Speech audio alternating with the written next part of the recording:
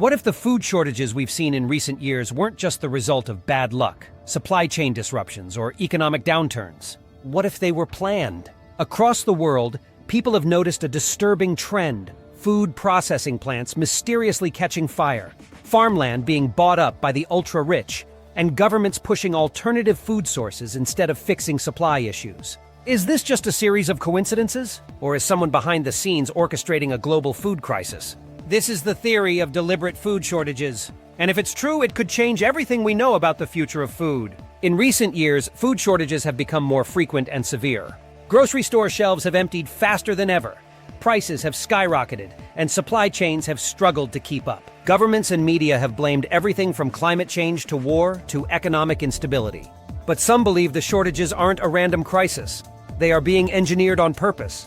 The key evidence? A shocking number of food processing plants have caught fire or been destroyed. Major corporations and billionaires are buying up farmland at unprecedented rates. Governments are pushing synthetic and insect-based foods while traditional farming faces heavy regulation. Could all of this be connected? One of the strangest aspects of this theory is the high number of fires, explosions, and shutdowns at food processing plants across the US and beyond. Between 2021 and 2023, dozens of major food processing facilities mysteriously burned down or suffered catastrophic damage. Some of these facilities were responsible for distributing large amounts of meat, grains, and packaged foods to supermarkets. Was this just a coincidence? Or was something, or someone, intentionally sabotaging the food supply? Critics argue that industrial fires happen all the time and that there's no real conspiracy here. But others point out that the sheer number of incidents happening so close together suggests that something else is going on. Another part of this theory involves the massive purchase of farmland by the ultra-wealthy and large corporations. For example, Bill Gates has become the largest private owner of farmland in the United States, buying up over 270,000 acres across multiple states. China has been quietly buying farmland in America, raising concerns about foreign influence over the country's food production. BlackRock and other major investment firms have begun acquiring agricultural land at an alarming rate. The question is, why? Some believe this is part of a long-term plan to control food production and shift the population toward lab-grown meat, genetically modified crops, and insect-based protein sources. If a small group of people own the majority of farmland, they control what the public eats. At the same time that billionaires are buying farmland, governments are placing heavy restrictions on traditional farming.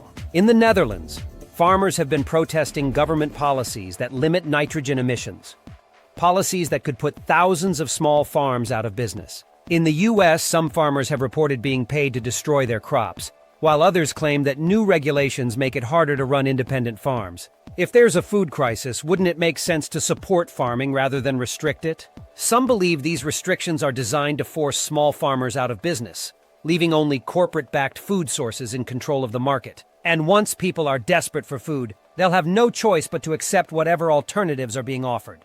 Another eerie part of this theory is the sudden global push for alternative food sources. Governments and media outlets are encouraging people to eat insects as a protein source, adopt lab-grown meat created in biotech labs, consume plant-based substitutes instead of traditional meat and dairy. While many of these alternatives are promoted as sustainable and better for the environment, some skeptics believe this is just a distraction from the real problem. If traditional farming is being intentionally restricted, while food processing plants are mysteriously burning down, are we really making these changes by choice? Or are we being forced into a future where only a few powerful entities control the entire food supply? On their own, each of these events could be dismissed as normal economic shifts, policy decisions, or random accidents. But together, they paint a very different picture. Are food shortages happening because of natural causes?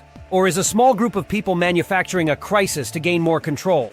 If that's the case, the real question isn't just why they're doing it, it's what happens next.